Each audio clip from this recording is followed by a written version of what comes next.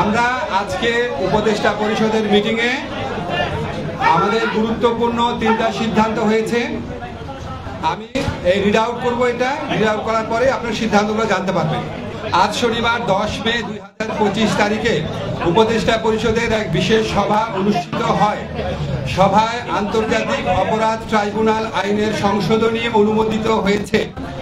সংশোধনী অনুযায়ী আন্তর্জাতিক অপরাধ ট্রাইব্যুনাল কোন রাজনৈতিক দল, তার অঙ্গ সংগঠন বা সমর্থক গোষ্ঠীকে শাস্তি দিতে পারবে।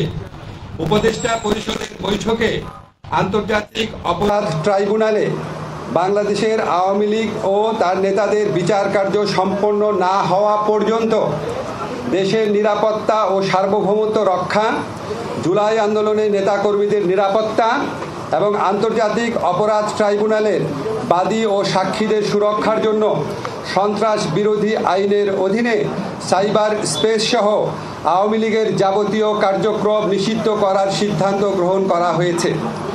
এই বিষয়ে প্রয়োজনীয় পরিপত্র পরবর্তী কর্মদিবসে জারি করা হবে। এর পাশাপাশি আজকের উপদেষ্টা পরিষদের বৈঠকে জুলাই ঘোষণাপত্র আগামী 30 কার্যদিবসের মধ্যে চূড়ান্ত করে প্রকাশ করার সিদ্ধান্ত গৃহীত হয়েছে। ধন্যবাদ। যমুনা স্মার্ট রেফ্রিজারেটর, স্মার্ট লাইফে স্মার্ট রেফ্রিজারেটর। দর্শক, যেমনটি দেখছিলেন যে দীর্ঘক্ষণ অবরুদ্ধ বৈঠক শেষে ঠিক 8টা থেকে বৈঠক করছিলেন উপদেষ্টা পরিষদের উপদেষ্টা মণ্ডলী যারা রয়েছে, ঠিক তারা কিন্তু বৈঠক শেষে সাংবাদিকদের জানালেন এবং আপনাদেরকে সরাসরি দেখানোর চেষ্টা করছি যে উপদেষ্টা মণ্ডলীরা কিন্তু এখন বের হয়ে যাচ্ছে মূলত, এবং সেনা সদস্য, আইনশৃঙ্খলা বাহিনী সবাই কিন্তু কঠোর অবস্থানে রয়েছে। এখানে আমরা আপনাদেরকে সরাসরি দেখানোর চেষ্টা করছি।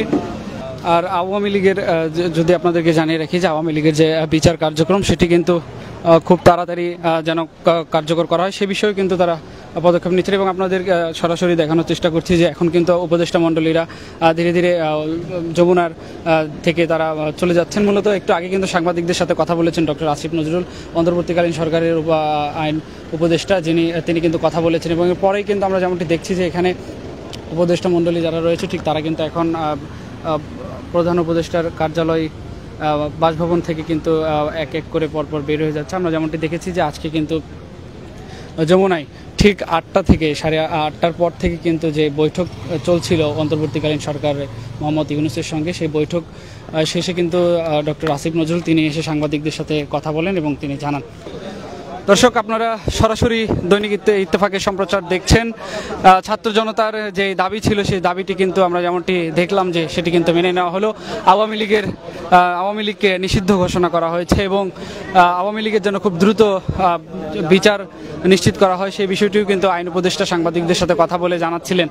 এবং আপনারা জানেন যে এখন হয়তো ছাত্র জনতারা সবাই ঘরে ফিরে যাবেন, মূলত এই বিষয়টি নিয়ে আর কোনো ধরনের বিক্ষোভ মিছিল সেটি কিন্তু তারা করবেন না, মূলত এই বিষয়টি হয়তো হতে পারে। এবং যেমনটি আপনারা দেখছেন যে এখন পর্যন্ত কিন্তু অন্তর্বর্তীকালীন সরকার ডক্টর মোহাম্মদ ইউনূসের বাসভবনের সামনে আইনশৃঙ্খলা বাহিনী সতর্ক অবস্থানে রয়েছে।